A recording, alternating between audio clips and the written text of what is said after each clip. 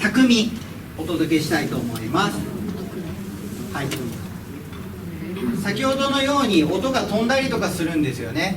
でこれ CD に焼くんですけど、大抵はいいんですけどね、このデッキ自体ももう20年ぐらい使ってますですので最近ちょっといきなり電源が入らなかったりとかいろいろします。はい、ですので、ただなかなかうちの財務大臣奥さんから新しいの買っていいっていう許可が出ないので、これを頑張って使ってます。はい、路上行って手銭もらって稼いできなさいって言われます。なかなか入らないんですけどね。はい、では、匠お届けいたします。